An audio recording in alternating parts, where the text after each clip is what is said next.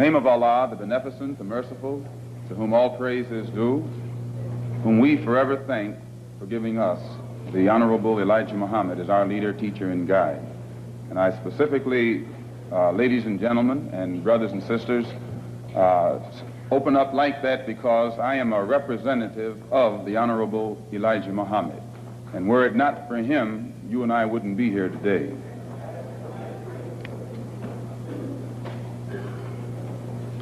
In order for you and me to devise some kind of method or strategy to offset some of the events or repetition of the events that have taken place here in Los Angeles recently, we have to go to the root. We have to go to the cause.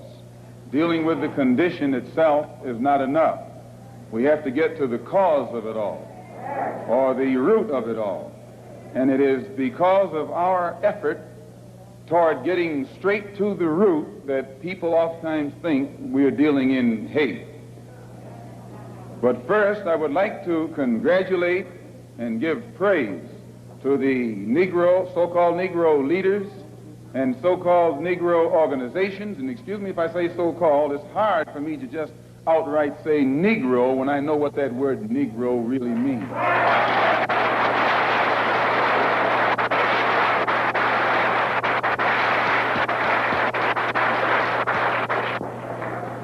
The person whom you have come to know as Ronald Stokes, we know him as Brother Ronald, one of the most religious persons who displayed the highest form of morals of any black person anywhere on this earth. And as one of the previous speakers pointed out who knew him, everyone who knew him had to give him credit for being a good man, a clean man, an intelligent man, and an innocent man when he was murdered. The Negro, so-called Negro organizations and leaders should be given great credit for their failure or refusal to let the white man divide them and use them one against the other during this crisis.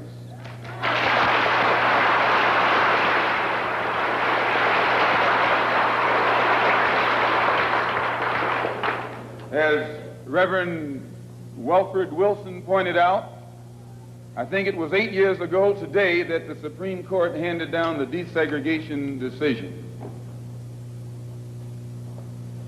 And despite the fact that 8 years have gone past, that decision hasn't been implemented yet.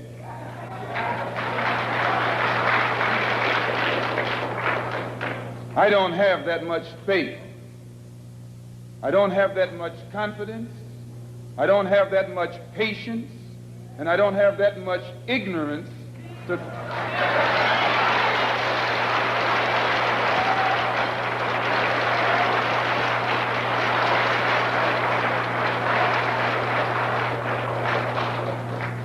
If the Supreme Court, which is the highest law-making body in the country, can pass a decision that can't get even 8% compliance with in 8 years because it's for black people, then my patience has run out.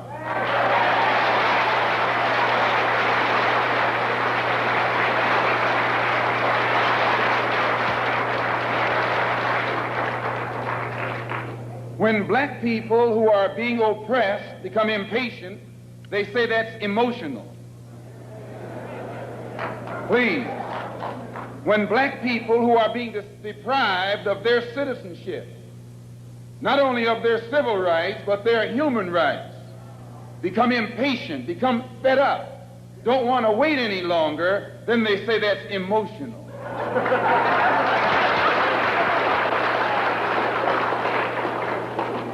The Negro, so-called Negro leaders and organizations should be praised. They should be congratulated. They should be complimented, because out of all of them combined, the white man has not yet found one who will play the role of Uncle Tom.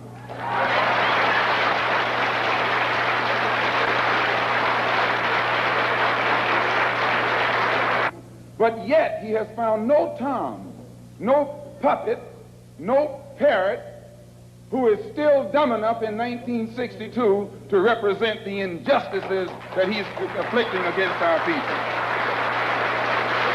We don't care what your religion is. We don't care what organization you belong to. We don't care how far in school you went or didn't go. We don't care what kind of job you have. We have to give you credit for shocking the white man by not letting him divide you and use you one against the other.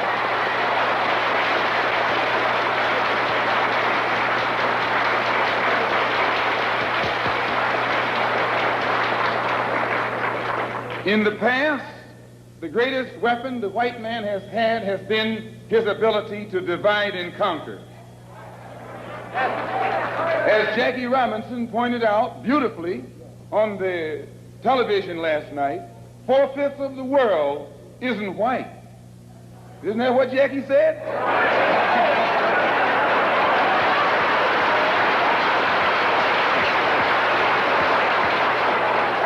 And if 4/5 of the world is dark, how is it possible for 1/5 to rule, oppress, exploit, dominate, and brutalize the 4/5 who are in the majority? How do they do it? Divide and conquer. If I take my hand and slap you, you don't even feel it. It might sting you because these digits are separated. But all I have to do to put you back in your place is bring those digits together.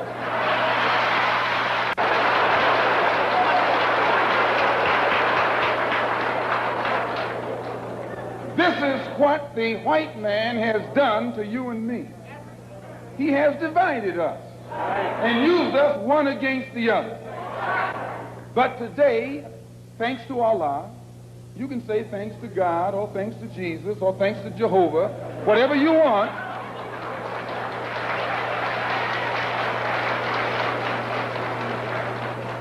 But as a follower of the Honorable Elijah Muhammad, we have been taught to say thanks to Allah. And that's what Jesus said. Jesus called on Allah. He said, Allah, Allah, lama asabachthani. I believe what's good for Jesus is good for you. If Allah was good enough for Jesus to call upon, I think he should be good enough for you to call upon. Since the so-called Negro community has shocked the white man by resisting all efforts to divide us, I think that you and I should continue to shock him by staying and working together in unity. Despite religious, political, economic, or educational or social differences, let us remember that we are not brutalized because we're Baptists. We're not brutalized because we're Methodists. We're not brutalized because we're Muslims. We're not brutalized because we're Catholics. We're brutalized because we are black people in America. Here, your mother is being raped, and you're not supposed to be emotional. Your women, please, your women can't walk the street without some cracker putting his hands on her, and you're not supposed to be emotional.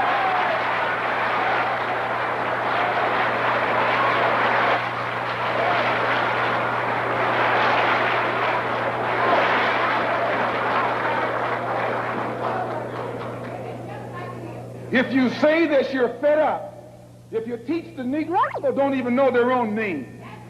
Why? Because he took it away from them. Please, please.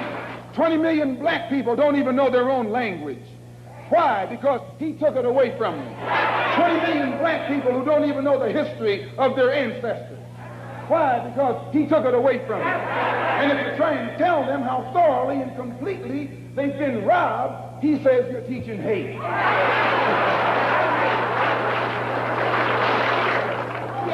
That's something to think about. Today you are coming out of college. You're coming out of the leading universities. You're trying to go in a good direction, but you don't know which direction to go in.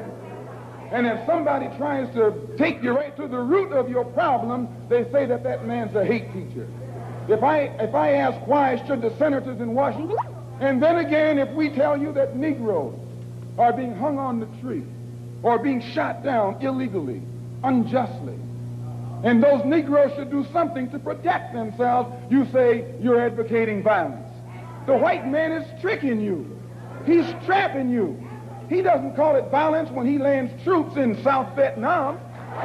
Please. He doesn't call it violence when he lands troops in Berlin. When the Japanese attacked Pearl Harbor, he didn't say get nonviolent. He said, praise the Lord, but pass the ammunition.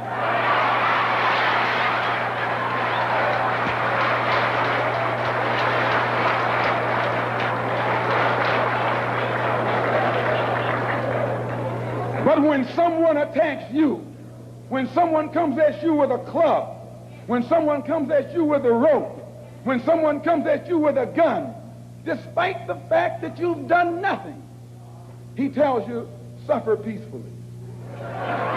Pray for those who use you despitefully. Be long-suffering. And how long can you suffer after suffering for 400 years? So I just want to clear up that little point right there, because he says that we play on your emotions. And when you turn on your television tonight, or your radio, or read the newspaper, they're going to tell you in that paper that I was playing on your emotions. Imagine you, a second-class citizen. That's not getting emotional, it's getting intelligent.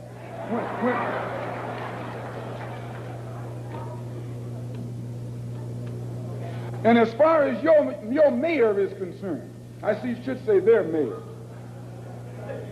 A man named Yorty, who has been slandering the Muslims, a professional liar,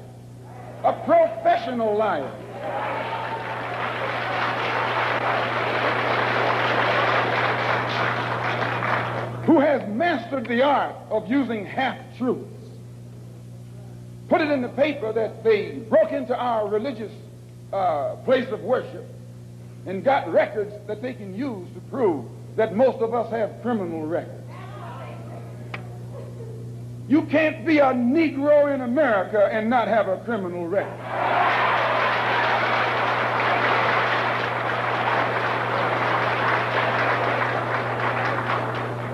Martin Luther King has been to jail. Clean. James Farmer has been to jail. Why, you can't name a black man in this country who is sick and tired of the hell that he's catching who hasn't been to jail. Charged him with being seditious. They put Moses in jail. They put Daniel in jail. Why, you haven't got a man of God in the Bible that wasn't put to jail when they started speaking out against exploitation and oppression.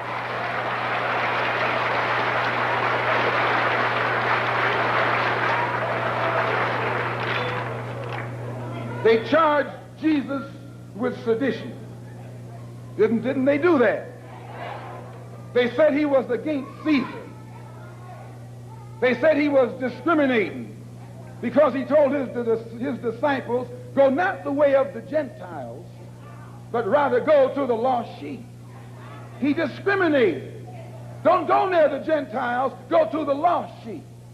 Go to the oppressed. Go to the downtrodden. Go to the exploited. Go to the people who don't know who they are, who are lost from the knowledge of themselves, and who are strangers in a land that is not theirs. Go to those people. Go to the slaves. Go to the second-class citizens. Go to the ones who are suffering the brunt of Caesar's brutality. And if Jesus were here in America today, he wouldn't be going to the white man. The white man is the oppressor. He would be going to the oppressed. He would be going to the humble. He would be going to the lowly. He would be going to the rejected and the despised. He would be going to the so-called American Negro.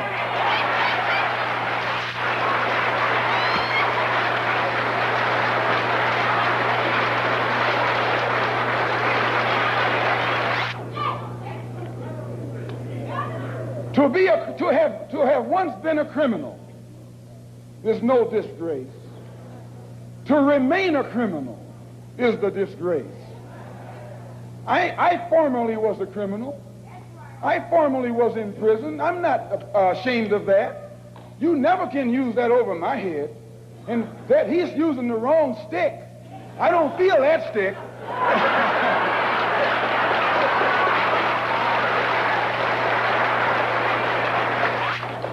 to prison because I believed in men like Sam Yorty. I went to prison because I trusted men like Sam Yorty. I went to prison following the philosophy of men like Sam Yorty. But since I've been following the Honorable Elijah Muhammad, I have been reformed, and that's more, please.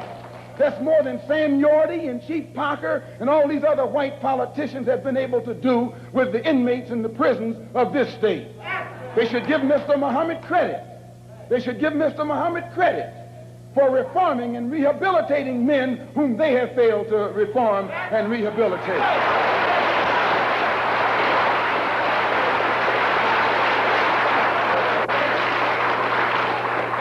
Mayor Yorty referred to some press report that Mr. Muhammad had once been found guilty of contributing to the delinquency of a minor. He failed to explain purposely that in 1934, the Honorable Elijah Muhammad refused to send his children to the white schools in Detroit, Michigan that were teaching you about little black Sambo. That's the minor that he contributed to the delinquency of. You see, this vicious, fork-tongued white man has been able to take lies and make you turn against those who want to help you and make others turn against you. This is the contributing to the delinquency of a minor that this mayor, or man who calls himself mayor, is talking about. In the same article, he said that the Muslims are the same people who rioted in the United Nations. Someone should pull his coat and let him know that at the present moment, there are $6 million worth of suits leveled against two of New York's leading newspapers for making the mistake of charging the Muslims as being involved in those United Nations riots. We were not involved. And if this fork-tongued man who calls himself your mayor had taken the time to find that out, he wouldn't be walking into the trap that he's letting his ignorance lead him into.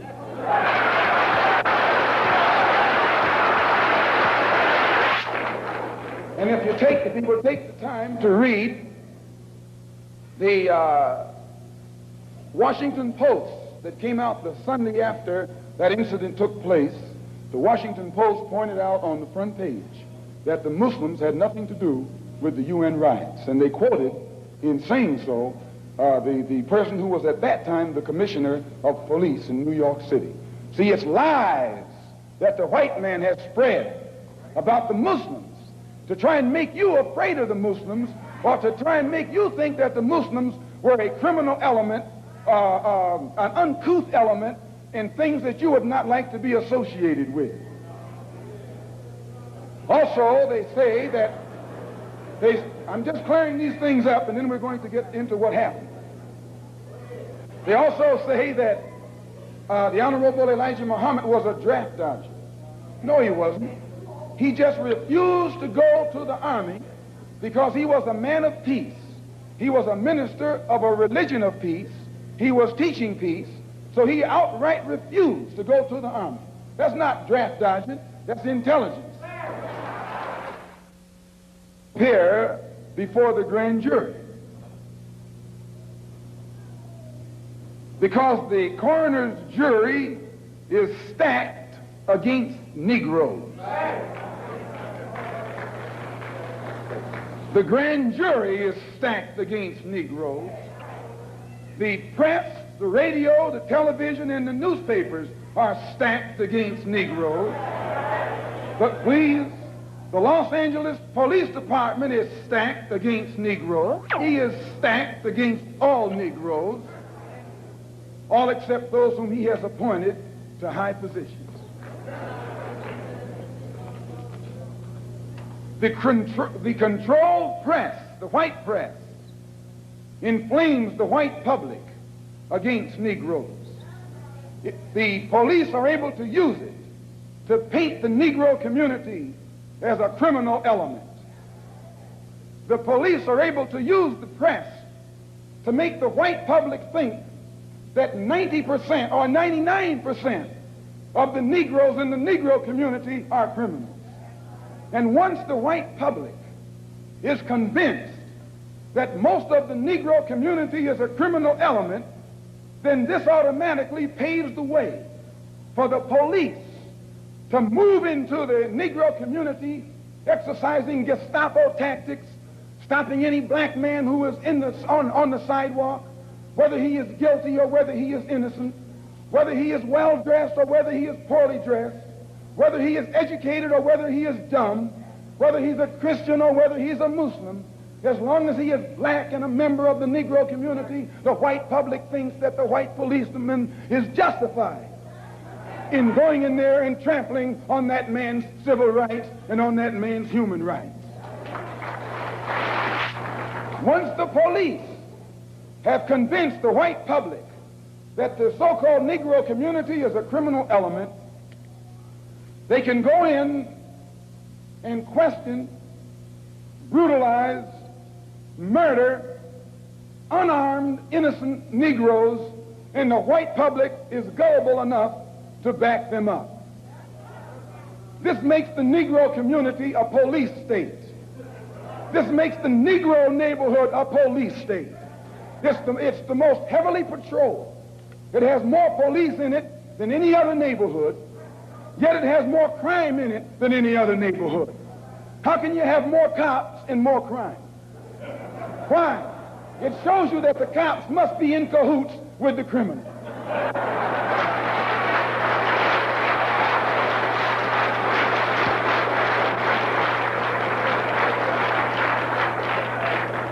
The texture of the hair that God pleased, that God gave them, so much that they'll put lye on it.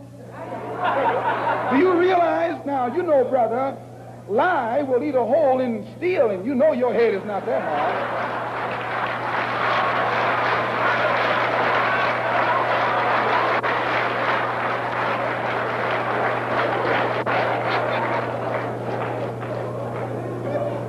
Who taught you, please, who taught you to hate the texture of your hair? Who taught you to hate the color of your skin to such extent that you bleach to get like the white man? Who taught you to hate the shape of your nose and the shape of your lips? Who taught you to hate yourself from the top of your head to the soles of your feet? Who taught you to hate your own kind? Who taught you to hate the race that you belong to? So much so that you don't want to be around each other. No, before you come asking Mr. Muhammad, does he teach hate, you should ask yourself who taught you to hate being what God gave you.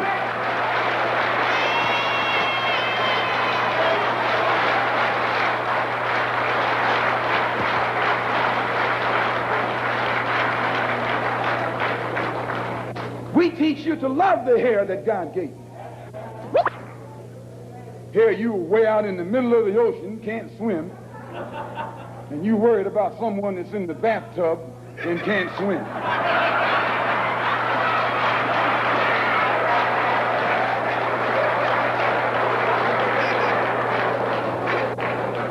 We don't steal, we don't gamble, we don't lie, and we don't cheat.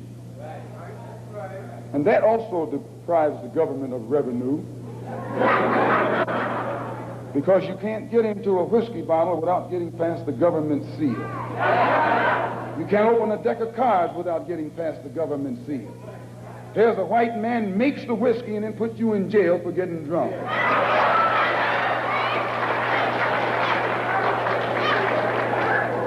He sells you the cards and the dice and puts you in jail when he catches you using them. So he's against us because we fix it where he can't catch you anymore. We take the dice out of your hands and the cards out of your hands and the whiskey out of your head. The most disrespected person in America is the black woman. The most unprotected person in America is the black woman. The most neglected person in America is the black woman. And as Muslims, the Honorable Elijah Muhammad teaches us to respect our women and to protect our women. And the only time a Muslim really gets real violent is when someone goes to molest his woman. We will kill you for our woman. I'm making it plain, yes. We will kill you for our woman. We believe that if the white man will do whatever is necessary to see that his woman gets respect and protection, then you and I will never be recognized as men until we stand up like men and place the same penalty over the head of anyone who puts his filthy hands out to put in the direction of our women.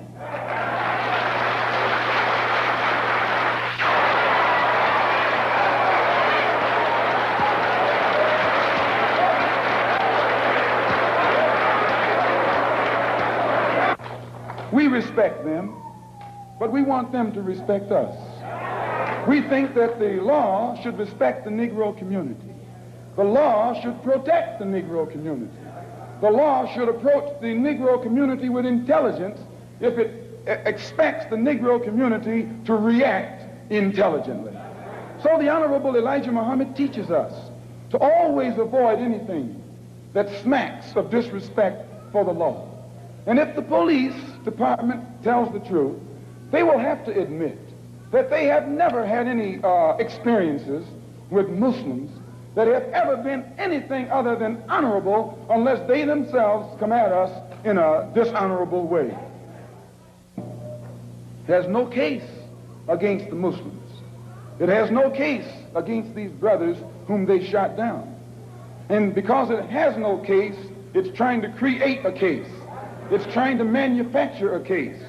And therefore they set up a grand jury hearing of the case so that they could hear it behind closed doors, and after hearing what we have to say, then build their particular strategy or defense against the actions that they committed on that April the 27th.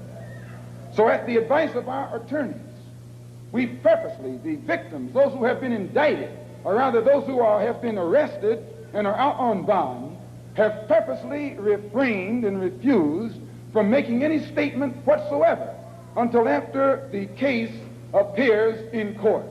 And when you hear their story, it will be in a public trial.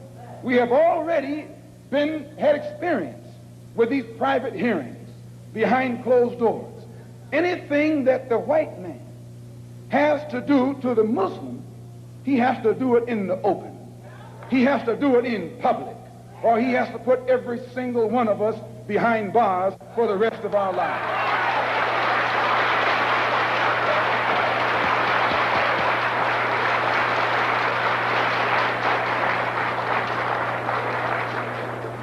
When Mayor Yorty called for a government investigation of a religious group that has the highest moral standard of any group in the Negro community, Mayor Yorty was giving you an example of what Hitler did in Nazi Germany when he began to go on the rampage.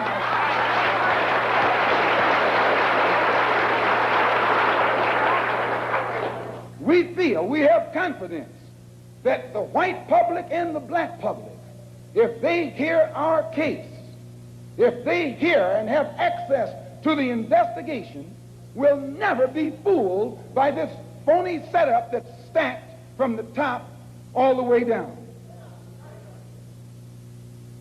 And if you doubt it, when you leave home tonight, when you go home tonight, look for the press. I'd like at this time to call forth these brothers who are who were arrested.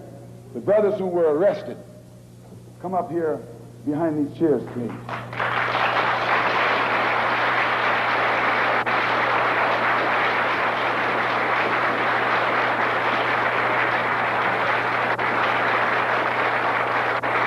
They were suspects.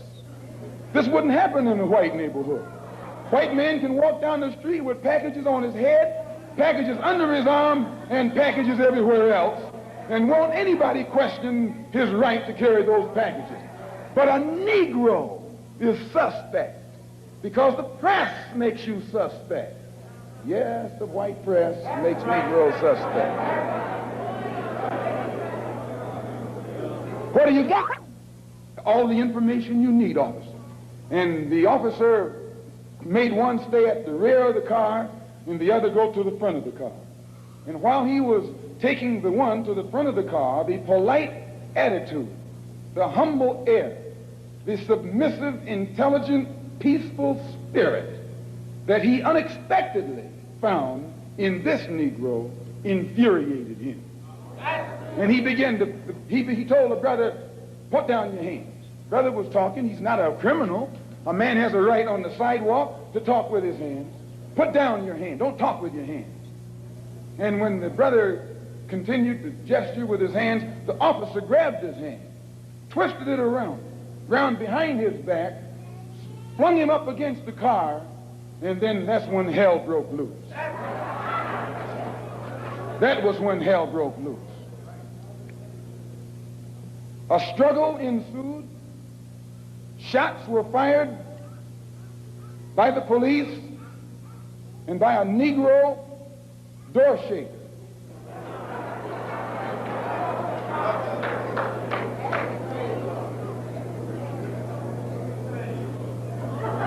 An alarm went out.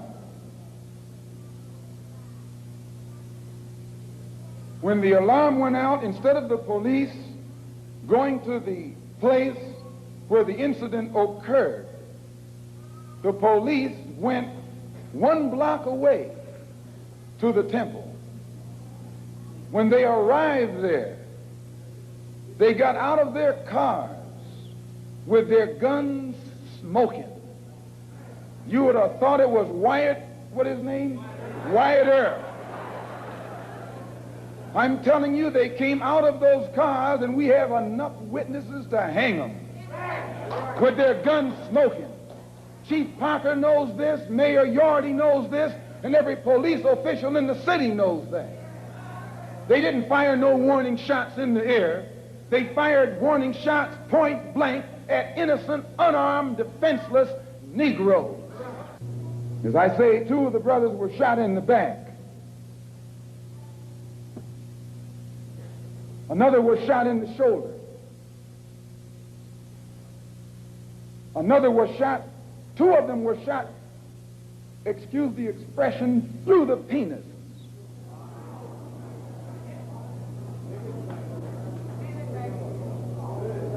Another was shot in the hip, and the bullet came out the other side. Brother Arthur here was shot 1/4 of an inch from his heart. Let me tell you something, and I'll tell you why you say we hate white people. We don't hate anybody. We love our own people so much they think we hate the ones who are inflicting injustice against them.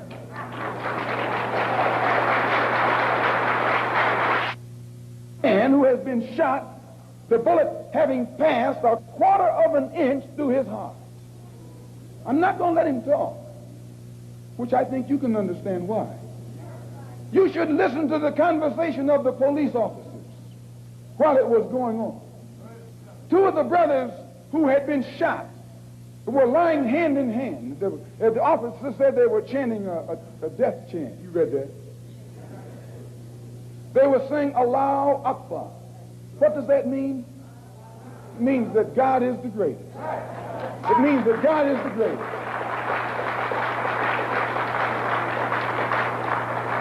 Understand, this that the white officer called a death chant was a prayer.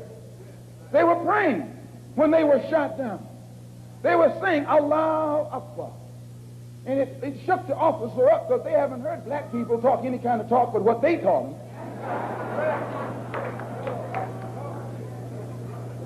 And 2 of the brothers who were shot in the back were telling me that as they lay on the sidewalk, they were holding hands. They held hands with each other, saying Allahu Akbar. And the blood was seeping out of them where the police bullets had torn into their insides. Still they said Allahu Akbar. And the police came and kicked them in the head. Police kicked them in the head, telling them to shut up that noise, while they were laying on the sidewalk in front of our temple. Kicked them in the head. Shut up that noise. And one of them, when he was on his way to the police station in the ambulance, one of the ambulance attendants told the white cop, why don't you kill the nigger? He said, I'll tell him that he tried to get away. Why don't you kill the nigger while you got a chance? And I'll swear that he tried to get away. If he didn't say this, then I need to be put in jail, and I'll gladly go. One of them who was being taken to jail in a police car. As the ambulance sirens were coming to the place, one of the policemen said to the other, "What are the ambulances rushing for?" "Nothing but some niggers." So he looked in and saw the Muslim brother sitting beside him, and he said, and he shut up. But after he got to the jail, the same officer that said this turned to the brother and said, "I hope that you didn't get offended by what I said back there under the heat of emotion, because some of my best friends are colored." This is what he said. That's his password. Some of my best friends are colored.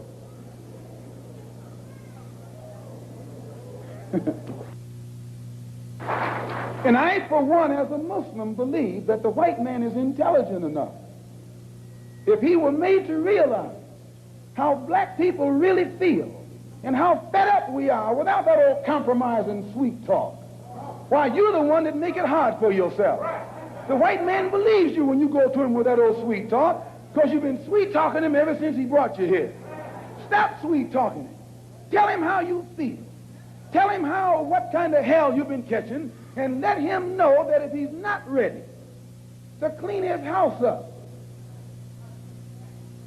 if he's not ready to clean his house up, he shouldn't have a house. It should catch on fire and burn down.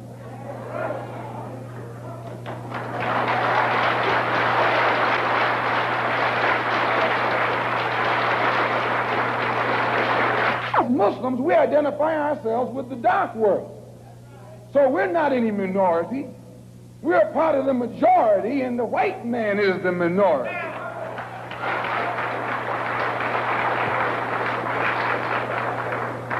You have to know this to understand us. We don't think any odds are against us. We don't fight a battle like the odds are against us. Why, the whole dark world today is in unity. It's one. If you don't think so, look at the United Nations. When the dark world votes, they vote as one.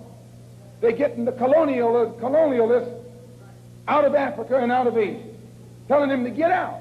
They don't have any nuclear weapons, but they got a solid, united voice, and their unity alone is sufficient to drive the oppressor and exploiter of their people out of their own country.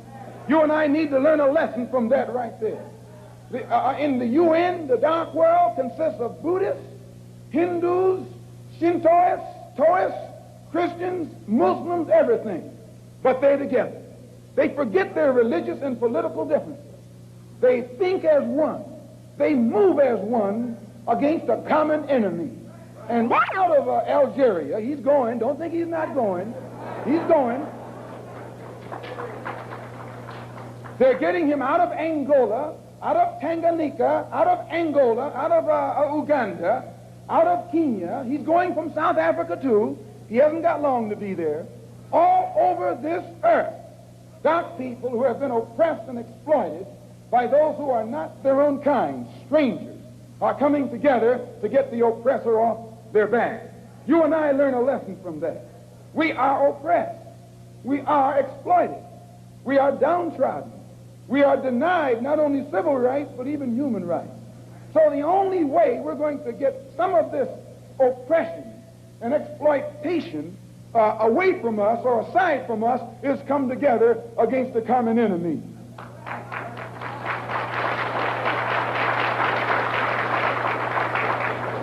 When they sat down at the Bandung Conference, everyone there had this in common: a dark skin.